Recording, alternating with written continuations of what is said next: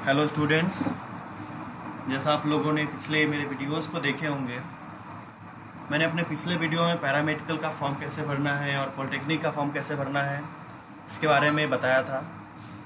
उम्मीद है आप लोगों ने फॉर्म अप्लाई ज़रूर किया होगा। फॉर्म अप्लाई करने का डेट अभी भी है, आप लोग अप्लाई कर सकते हैं। तो सबसे ज़रूरी है कि एग्ज़ाम की तैयारी करना, चूँकि सब लोग इसी उद्देश्य से फॉर्म भरते हैं कि अपना एग्ज़ाम निकाल सके। तो अगर आप एग्ज़ाम निकालने के लिए उत्सुक है, आतुर है कि ज़रूरी है कि आपको एग्ज़ाम निकालना है और एक कॉन्फिडेंट है आपके अंदर, सबसे ज़्यादा ज़रूरी होता है कि आपको सिलेबस को जानना है। क्योंकि जैसे आप 10 की एग्ज़ाम देते हैं तो आपको पता है कि मैथ आएगा, साइंस आएगा, सोशल साइंस आएगा। उसी तरह से यहाँ भी आपको सबसे ज़रूरी है ये जानना कि कौन कौन से विषय से यहाँ क्वेश्चंस आपको पॉलिटेक्निक में पूछा जाएगा, पैरामेडिकल में पूछा जाएगा। ये सबसे ज़रूरी है आपको जानना। सबसे बेहद ज़रूरी है आप लोगों को सिलेबस को अच्छे तरीके से आप जान लें, ताकि आप एग्ज़ाम के प्रिपरेशन अच्छे ढंग से कर पाएंगे। सबसे ज़्यादा ज़रूरी किसी भी सरकारी एग्ज़ाम को क्लियर करने के लिए सबसे ज़्यादा ज़रूरी ये होता है कि आप उन टॉपिक्स को सबसे अच्छे क्लियर तरीके से समझें कि कहाँ से क्वेश्चंस आ रहे हैं बार बार, कौन से टॉपिक्स सबसे ज़्यादा इम्पोर्टेंट है। चूँकि आप सारे सिलेबस को कवर भी नहीं कर पाएंगे, इतने कम समय दिया जाता है। तो सबसे ज़्यादा ज़रूरी होता है कि आप 60 to 70% आपको ज़रूरी है कि आप सिलेबस को कवर करें, लेकिन आपको पता ही नहीं हो कि सिलेबस क्या है, कहाँ से क्वेश्चन आएंगे। तो फिर आप अलग अलग जगह पर कोशिश करेंगे और एग्ज़ाम में आपके क्वेश्चंस फिर आ नहीं पाएंगे। चलिए, सबसे पहले आज आपको इस वीडियो में आपको बताऊंगा कि पॉलिटेक्निक के सिलेबस के बारे में कि क्या क्या क्वेश्चन आपको आएंगे। तो देखते हैं अपने सिलेबस के बारे में। जैसे यहाँ पर आपको बताया जा रहा है कि सबसे पहले कैंडिडेट जो एग्ज़ाम देने जा रहे हैं उनके सबसे ज़्यादा ज़रूरी है कि एग्ज़ाम को करने से पहले सिलेबस जानना, क्योंकि ये कंप्लीट सिलेबस ही आपको आपके एग्ज़ाम में पास करा सकता है। क्योंकि बहुत सारे सब्जेक्ट्स होते हैं, physics, chemistry, mathematics, general science, numerical ability, Hindi, English, general knowledge, बहुत सारे सब्जेक्ट हैं। लेकिन पैरामेडिकल या फिर पॉलिटेक्निक के एग्ज़ाम में कौन सा आपको सब्जेक्ट से आएगा। तो पॉलिटेक्निक की बात करा जाए तो यहाँ पर आपको फिजिक्स से क्वेश्चंस आएंगे, यानी वो फिजिक्स जो आपने 10 लेवल तक पढ़ा है, 11-12 पढ़ा है, वो सब क्वेश्चंस आएंगे।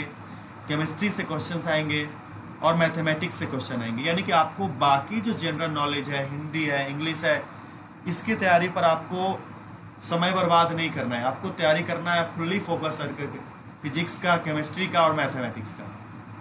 अब ये जानना जरूरी है कि फिजिक्स में कहाँ कहाँ से क्वेश्चंस आएंगे, केमिस्ट्री में कहाँ कहाँ से क्वेश्चंस आएंगे, मैथमेटिक्स में कहाँ कहाँ से क्वेश्चन आएंगे। ये सबसे ज़्यादा है ज़रूरी आपको जानना, क्योंकि पूरे फिजिक्स से क्वेश्चंस नहीं आते हैं, ना ही पूरे केमिस्ट्री से क्वेश्चंस आते हैं, ना ही मैथमेटिक्स के पूरे से आते हैं। अब आप 8 क्लास का तैयारी करो, 7 का तैयारी करो, कहाँ से तैयारी करो, ये जरूरी नहीं है। आपको सबसे ज़्यादा जरूरी है कि कौन से चैप्टर, कौन से टॉपिक से क्वेश्चन आ रहे हैं, ये समझना।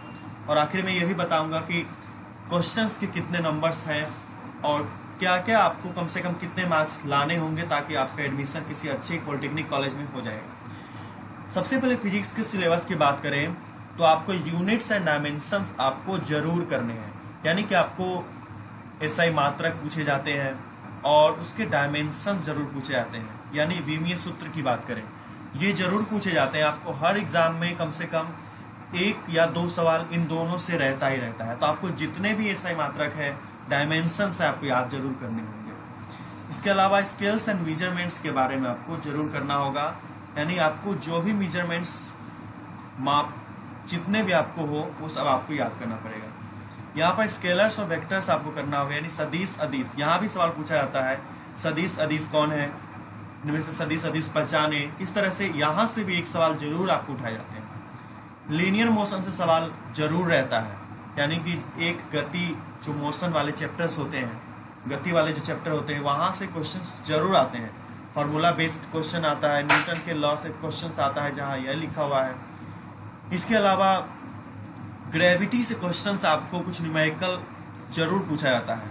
1 या 2 क्वेश्चन ग्रेविटी से आपको न्यूमेरिकल में रहता ही रहता है। आपको प्रोजेक्टाइल भी करने जरूरी होते हैं, लेकिन यहाँ से उतने ज़्यादा क्वेश्चन है नहीं, बट आपको करने हैं। फ्रिक्शन, घर्षण के आपको क्वेश्चंस करने हैं। घर्षण से सवाल बहुत पूछे जाते हैं, उसके जो एग्जाम्पल्स होते हैं घर्षण के, वो बहुत ही ज़्यादा इंपॉर्टेंट होता है। जितने भी एग्जाम्पल आपको घर्षण के दिखे वो जरूर आप करिए, या घर्षण से रिलेटेड जो भी थ्योरी है आप उन्हें समझ लें। तो यहाँ से क्वेश्चन आपको 2 या 3 तक आते हैं। इसके अलावा ऑसिलेशन और वेव्स से सवाल, वेव्स बहुत इंपॉर्टेंट रहता है, आपको वेव से सवाल जरूर पूछा ही जाता है, यानी वेव का चैप्टर से आपको जरूर करना पड़ेगा, वो जरूर पूछा जाएगा। सर्कुलर मोशन सवाल, यानी वृत्तीय जो गति के चैप्टर्स होते हैं वहाँ सवाल ज़्यादा तो नहीं आते, बट यहाँ से क्वेश्चंस काफ़ी इंपॉर्टेंट क्वेश्चंस आपको मिल जाते हैं। आपको सबसे जरूरी है थ्योरी को क्लियर करना, ताकि आपको एक बेहतर ढंग से आपकी तैयारी हो जाए। इसमें इसके अलावा ग्रेविटेशन सवाल पक्का पूछा जाता है। आपको ग्रेविटेशन सवाल, फार्मूला, विषय मात्रक वगैरह आपको पूरे अच्छे से क्लियर करने होंगे। इसके जितने भी थ्योरी है सारे क्लियर करने होते हैं।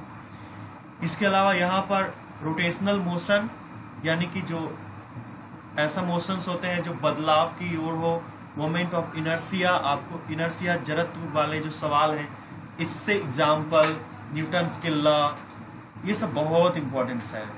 फ्लड्स, हीट और ऑप्टिक्स से सवाल तो बहुत ज़्यादा पूछे जाते हैं। हीट के न्यूमेरिकल बहुत ज़्यादा रहते हैं। इलेक्ट्रोस्टैटिक्स आपने 11 में करा होगा, 10 में करा होगा, 12 में करा होगा। ये सब सवाल बहुत इंपॉर्टेंट है इलेक्ट्रोस्टैटिक्स के, जो उसमें कुछ रूल्स है, कूलम के रूल वगैरह, ये सब जरूर पूछे जाते हैं। इसके बाद करेंट इलेक्ट्रिसिटी आपको बहुत ज़्यादा इंपॉर्टेंट है। इसके जो न्यूमेरिकल होते हैं ये बहुत ही ज़्यादा पूछे जाते हैं। इससे जैसे चार्ज वगैरह का मान निकालना, आपको इलेक्ट्रिक करंट का मान निकालना, मैग्नेटिज्म का सवाल भी इसी से रिलेट करता है। ये दोनों रिलेट करते हैं एक दूसरे से। आपको इससे जो भी फ्लेमिंग के हस्त नियम जो भी है आपको ये सब क्लियर करने होते हैं, क्योंकि यहाँ से ऑब्जेक्टिव सवाल बहुत ही अपर लेवल तक भी पूछा जाता है। यहाँ पर मॉडर्न फिजिक्स की बात करें तो ये आपको सवाल मॉडर्न फिजिक्स से ज़्यादा तो नहीं आता, बट आपको ये भी क्लियर करके चलने होंगे। इसके बाद बात करें फिजिकल वर्ल्ड और मेजरमेंट के, तो सवाल आपको मेजरमेंट ऊपर भी था और यहाँ भी है, मेजरमेंट सवाल आता ही है। इलेक्ट्रॉनिक डिवाइस के सवाल आपको इजी होते हैं, आपको बस याद करने के लिए जरूरी है।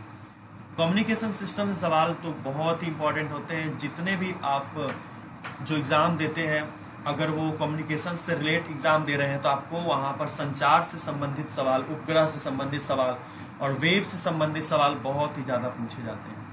तो ये तो था फिजिक्स के लिए, आपको फिजिक्स में किस तरह से क्वेश्चंस आते हैं। डिटेल्स में आपको अगर आप बताया जाए तो काफ़ी समय लगेगा, लेकिन हम एक सिलेबस को कवर कर रहे हैं तो काफ़ी जल्दी कर लेना है।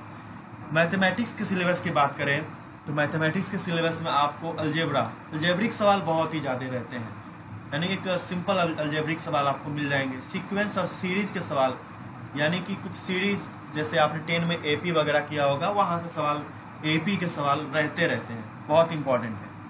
इसके अलावा the principle of mathematical induction, आपको यहाँ से इंडक्शन के सवाल बहुत ज़्यादा रहते हैं, तो आपको इंडक्शन के सवाल कर लेने हैं। इसके बाद बात करें आपको बिनोमियल थ्योरम, ये सब आपको करने होंगे, ये आपको बहुत ज़्यादा आपको आते हैं। थ्योरम से सवाल कुछ जरूर 2 या 3 पूछे जाते हैं। इसके अलावा मैट्रिक्स आपने 12 में करा होगा, मैट्रिक्स से सवाल ज़्यादा तो नहीं, बट एक इम्पॉर्टेंट सवाल आ जाते हैं। उन बिंदुओं को मैट्रिक्स में कवर करें जो याद करने लेवल का है, यहाँ से याद करने के लेवल का क्वेश्चंस आते हैं। इसके बाद बात करें ट्राइगोनोमेट्री का, तो यहाँ से ट्राइगोनोमेट्री का सवाल बहुत ही ज़्यादा, जो भी प्रूव करने वाले सवाल है आप उन्हें कवर करें, और जो हाइट एंड डिस्टेंस के क्वेश्चंस ट्रिगोनोमेट्री में होता है आप उन्हें कवर करें, क्योंकि वहाँ से सवाल होते हैं, अदर पार्ट नहीं आते हैं, तो आप उन्हें कवर ज़्यादा करें। इसके ट्राइंगल के जो भी रूल्स हैं आप रूल्स को पक्का कवर करें। ट्राइंगल्स के रूल्स के आपको वो सारे रूल्स के सवाल, जैसे कहीं ना कहीं सवाल आपको 1-2 पूछे जाते हैं। आपने 12 में लॉगरिथम पक्का करा होगा, तो आपको सवाल लॉगरिथम से 1 या 2 जरूर रहता है। लॉगरिथम एक इम्पॉर्टेंट है, भारी नहीं है, बहुत ईजी है, बट यहाँ से सवाल होते हैं। इसके बाद बात करें सर्कुलर फंक्शन की, तो यहाँ पर इससे जरूर सर्कुलर के क्वेश्चंस होते हैं, आप वृत्तीय वाले क्वेश्चंस यहाँ से कवर कर लेंगे, ये जरूर है। इसके अलावा कोऑर्डिनेट ज्योमेट्री का सवाल आपको पूछा जाता है, जैसे एसेंट निकालना, ये सवाल बहुत ज़्यादा इंपॉर्टेंट है। जैसे कि आपने सवाल देखा होगा कि 10 विषम संख्याओं का, प्रथम 10 विषम संख्याओं का योग निकालें, इस तरह का क्वेश्चन रहता है, एक इम्पॉर्टेंट सवाल है। 2 डायमेंशन का सवाल आपको मिलता है, 2 डायमेंशन आपने उम्मीद है करा होगा 10 में, 3 डायमेंशन आपने उम्मीद है करा होगा 11-12 में, तो 3 डायमेंशन के सवाल आपको 11 में आते हैं। तो यहाँ से आपको, जैसे आपने 2 डायमेंशन में सवाल किया होगा, दूरी सूत्र करा होगा, उम्मीद है 10 में, 11 में आपने दूरी सूत्र करा होगा, बट 3 डायमेंशन वहाँ पर दिखाया गया है 11 में, और आपको 10 में मात्र 2 डायमेंशन दिखाया गया है। तो बस डायमेंशन का फर्क है, बस उसमें दूरी वगैरह निकालने होते हैं। इसके अलावा अंतः, बाह्य, यही सब आपको यहाँ मिलेंगे। तो ये सब 10 और 12 के सवाल कुछ मिला करके आपको देते हैं। तो मैथमेटिक्स का सिलेबस है, या मैथमेटिक्स आपने समझा। अब बात करेंगे केमिस्ट्री का।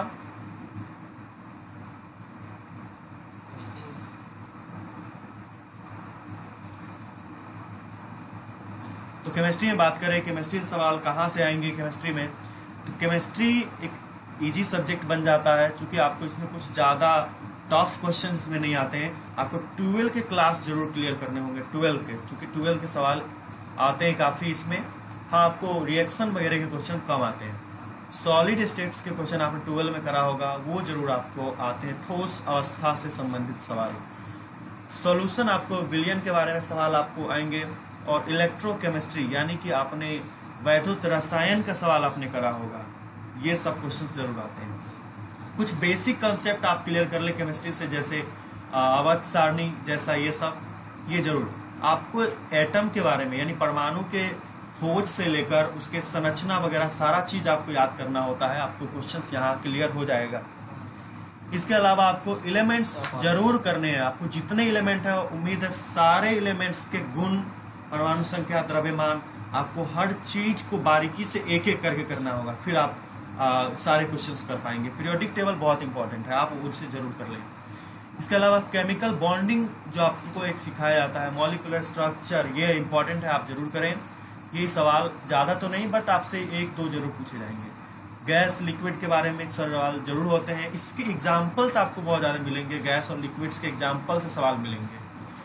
थर्मोडायनेमिक्स के जो रूल्स हैं, आपको थर्मोडायनेमिक्स के रूल्स जरूर कवर करने हैं। जितने भी रूल है, 0th लॉ, 1st लॉ, सारे रूल्स कवर करने हैं आपको। इक्विलिब्रियम आपको जरूर कवर करने होंगे। इक्विलिब्रियम से सवाल काफी ज्यादा आते हैं। रेडॉक्स रिएक्शन सवाल पक्का आपको 2 सवाल कम से कम पूछे जाते हैं रेडॉक्स से। रेडॉक्स जरूर क्लियर करें। इसके अलावा हाइड्रोजन की जो चैप्टर 11 में दिया गया है, उस हाइड्रोजन के 11 के चैप्टर को पूरे अच्छे तरीके से पढ़ लें, आपको सारा डाउट, सारा चीज क्लियर हो जाएगा। एक चैप्टर मात्र है। इसके अलावा पी ब्लॉक जो आपने 12 में क्लियर करा होगा, ऑर्गेनिक केमिस्ट्री से इस तरह से सवाल आपको आएंगे। केमिकल काइनेटिक की बात कर ले, पी ब्लॉक, डी ब्लॉक, ये अगर आप क्लियर करेंगे सिर्फ पीरियोडिक टेबल, तो आपको सारा ये सब क्लियर हो जाएगा। 12 में आपने अल्कोहल, फिनॉल और ईथर जरूर पढ़ा होगा। यहाँ से जरूर आप इसके कुछ गुणों के सवाल जरूर आते हैं, मात्र इसके गुण के आप याद कर ले, काफी मदद करता है। इसके अलावा आपके पॉलीमर्स जरूर करने हैं, यानी बहुलक, जो आपने 12 में करा होगा बहुलक, ये बहुलक से सवाल बहुत ज्यादा आते हैं। इसके अलावा आपने 12 में केमिस्ट्री डेली लाइफ का एक चैप्टर करा होगा, ये आपको यहाँ से भी सवाल आते हैं। तो उम्मीद है आपने फिजिक्स, केमिस्ट्री और मैथ के सवाल सिलेबस आपने क्लियर कर लिया होगा, और किस तरह के सवाल होते हैं ये भी आपको समझ में आ चुका होगा। ज्यादा जानकारी के लिए आप कमेंट करें कि किस तरह की, किस टॉपिक पर जानकारी दी जानी चाहिए, फिर आपको जरूर बता दी जाएगी। और अपने दोस्तों को भी बताएं कि किस तरीके का क्वेश्चंस आता है, ताकि आप साथ मिलकर तैयारी कर सकें। आप जानते हैं कि ये पूरे तीनों सब्जेक्ट से टोटल कितने क्वेश्चंस होते हैं? तो तीनों सब्जेक्ट से टोटल 90 क्वेश्चंस होते हैं, और पर सब्जेक्ट में 30-30 क्वेश्चन होते हैं। 30 फिजिक्स के, 30 केमिस्ट्री के और 30 मैथमेटिक्स के होते हैं। और पर क्वेश्चन जो होते हैं, पर क्वेश्चन 5-5 नंबर के होते हैं, यानी एक क्वेश्चन 5 नंबर, तो पूरे 150 या आपके जो 90 क्वेश्चन हो जाते हैं, टोटल 90 क्वेश्चन 450 नंबर के हो जाते हैं। हाँ, याद रखिए कि निगेटिव मार्किंग यहाँ नहीं है, आपके टोटल क्वेश्चन करके आए ताकि आपके मैक्सिमम मार्क्स आए, और यहाँ पर कोई निगेटिव मार्किंग नहीं है। और एग्जाम भी एक ही दिन में होता है, इसलिए आपको ये भी दिक्कत नहीं है कि नॉर्मलाइजेशन जैसा कुछ प्रक्रिया हो। तो आपको टोटल क्वेश्चंस ही करने हैं, 90 क्वेश्चन, 450 मार्क्स है, और टाइम आपको दिया जा रहा है 2 घंटे और 15 मिनट। तो उम्मीद है सारी जानकारी आपको अच्छा लगा होगा। अपने दोस्तों से बताएं कि किस तरीके से पॉलिटेक्निक एग्जाम होता है, क्या एग्जाम होता है, कैसे क्लियर करना है, सारी जानकारी आपको बताया गया। तो उम्मीद है आपको ये जानकारी पसंद आई होगी।